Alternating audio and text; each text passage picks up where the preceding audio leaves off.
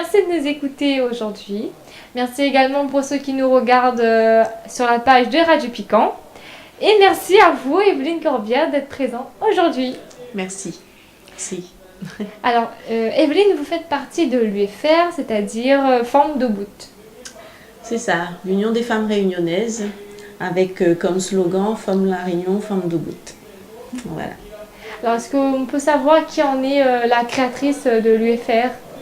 Alors, l'UFR est la plus ancienne organisation de femmes de l'île de la Réunion. Elle aura 60 ans l'année prochaine. Et elle est née dans la foulée du mouvement de libération, sous l'impulsion des femmes de la résistance. À l'origine, l'UFR était une antenne de l'UFF, l'Union des femmes françaises.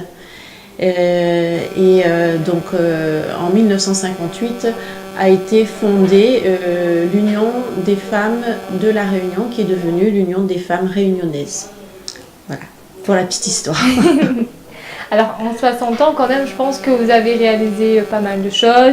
Il y a eu peut-être beaucoup d'évolutions. Alors entre-temps, jusqu'à aujourd'hui, quels sont les changements que vous avez pu voir depuis que vous êtes à l'UFR ? Alors, l'UFR, en 60 ans d'existence, on peut dire qu'elle a accompagné de grands mouvements sociaux, de grands changements dans les mentalités. Et nous sommes fiers d'être les héritières de cette grande organisation, parce qu'on a vu l'accès des femmes au droit de vote, on a mené avec l'ensemble des forces métropolitaines et à La Réunion, les grandes luttes pour l'accès, la liberté et le droit de disposer de son corps, donc les grandes lois de l'IVG, les grandes lois pour la liberté des femmes, la contraception, le droit au travail, voilà. À La Réunion, plus spécifiquement, on peut dire que l'UFR s'est mobilisée à chaque mouvement social. On a été dans la rue avec les femmes pour obtenir l'égalité en droits sociaux, notamment au niveau du RMI, des allocations familiales, puisqu'il y avait, on peut le dire aujourd'hui, quand même des discriminations entre le traitement qu'on faisait aux familles en métropole et celles de La Réunion. Alors, quand on vous écoute, c'est vraiment une association qui milite pour le droit des femmes, c'est ça ? Oui, alors on milite effectivement pour le droit des femmes. Notre idéal, c'est de rendre à la femme son image, qu'elle reste, qu'elle devienne pleinement une citoyenne et qu'elle soit respectée dans l'ensemble de ses droits.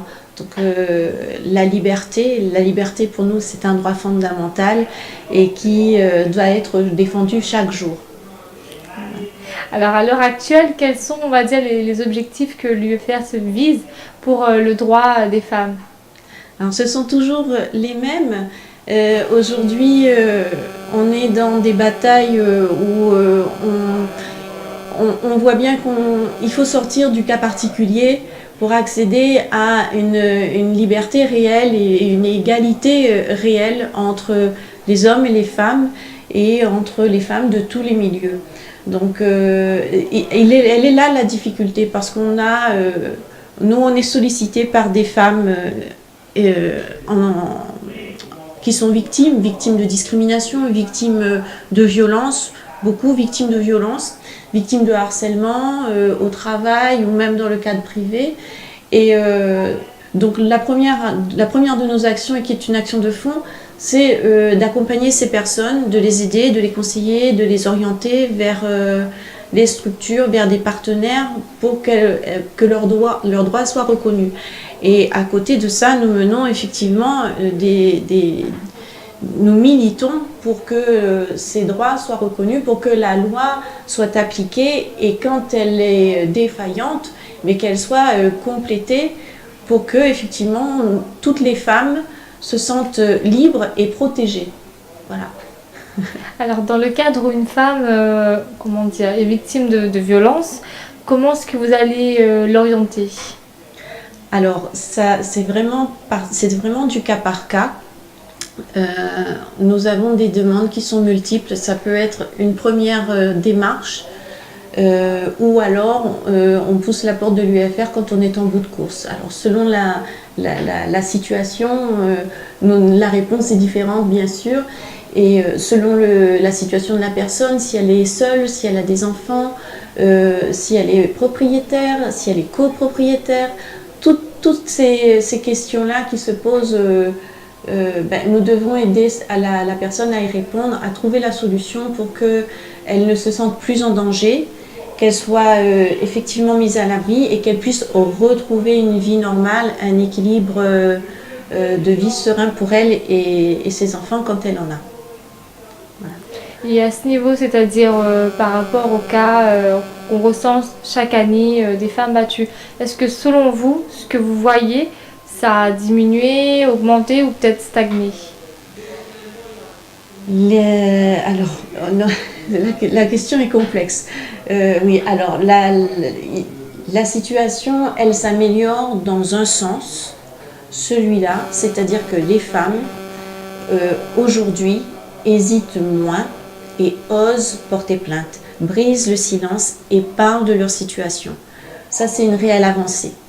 Parce qu'on sait que encore beaucoup de femmes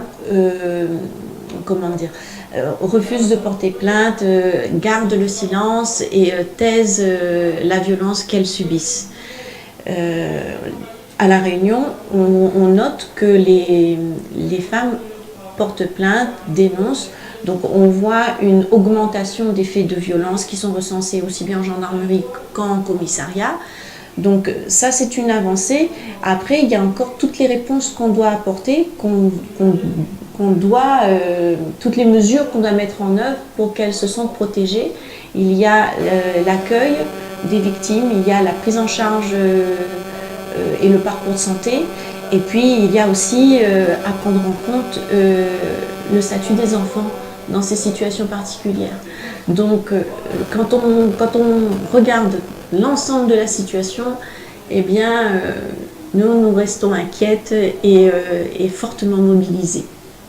Voilà. Alors, au niveau de projets, est-ce que l'UFR a des projets pour l'année prochaine? Alors, nous avons des projets, bien sûr. Nos projets, nous avons surtout des actions que nous voulons continuer de mener parce que c'est nécessaire. On nous sollicite tous les jours. Nous recevons au moins un appel par jour, parfois deux.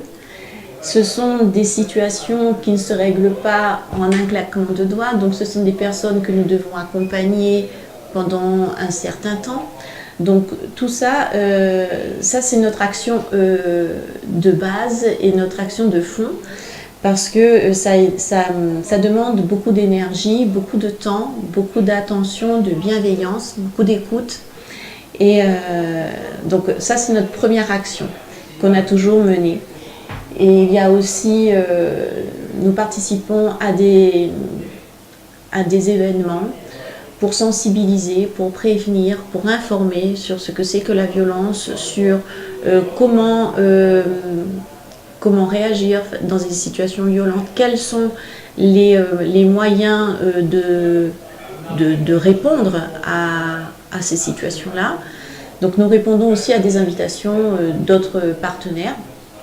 Et puis nous avons, dans le cadre de l'accompagnement des femmes que nous aidons, nous essayons de mettre en place des groupes de parole qui sont des espaces dédiés pour elles, pour que la parole se libère, pour qu'elles prennent conscience que la violence conjugale, notamment, n'est pas un fait isolé, ce n'est pas une histoire particulière, ce sont des histoires qui se ressemblent et des mécanismes qui sont les mêmes. Et ça permet aussi aux personnes de pouvoir se reconstruire et de se projeter dans un avenir sans violence. Alors, vous m'avez parlé d'événements. Est-ce que pour l'année prochaine, vous avez déjà des idées en tête à l'UFR comme événement à mettre en place? Alors, nous avons un grand projet qui nous tient énormément à cœur. C'est la préparation de notre anniversaire. ce 60e anniversaire, nous voulons organiser autour de cet événement un congrès pour permettre à l'ensemble de la population réunionnaise de se saisir et de se saisir de cette histoire de militantisme, cette histoire, ce combat des femmes pour la liberté et pour l'égalité. Donc ça, c'est notre grand projet. C'est vraiment partager cette histoire et permettre à tout un chacun de se dire que nous aussi, on est de fiers héritiers de cette grande histoire des femmes. Alors, si on a envie de joindre l'UFR, est-ce qu'on peut avoir un numéro ? Alors oui, alors de tête là. Alors, je me demande 2 minutes.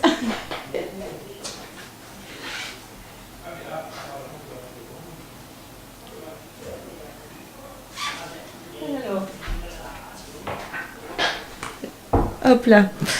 Alors, vous pouvez nous joindre à notre permanence, à notre siège, au 02 62 45 57 07. Voilà. Et puis, on a une adresse mail aussi que je peux communiquer. Oui, bien sûr. Alors, c'est ufr@live.fr.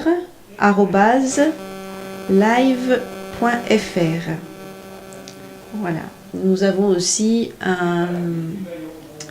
un profil Facebook. Donc, là aussi, on essaie du mieux qu'on peut de répondre à toutes les demandes des partenaires et même parfois des demandes d'aide de personnes qui ont besoin de conseils. Alors, si on a envie également de venir carrément à l'UFR, est-ce qu'on peut connaître, on va dire, l'endroit où vous êtes situé ? Alors, notre siège est à Saint-Paul.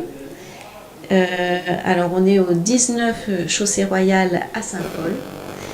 Et bien, on sera très heureuse d'accueillir toutes celles qui souhaitent nous rejoindre, tous ceux également qui souhaitent nous rejoindre. Il y a des hommes, ils ne sont pas nombreux. Et donc voilà, ils sont les bienvenus. Alors, je vais vous poser une toute dernière question. Si vous aviez un message à faire passer aux femmes qui nous écoutent aujourd'hui, qu'est-ce que vous aimeriez leur dire ? Alors moi, j'aimerais leur dire qu'elles ont raison de penser que ce n'est pas normal ce qu'elles subissent pour celles qui vivent des situations très difficiles. Elles ont raison de résister et qu'on est là et qu'il ne faut pas hésiter, elles ne sont pas seules. Et voilà quoi, ne pas hésiter à aller vers quelqu'un, un voisin, la famille ou un collègue ou l'UFR. On est là, on fera tout ce qu'on pourra pour essayer de les sauver. Parce qu'il faut vraiment se sauver de cette violence-là.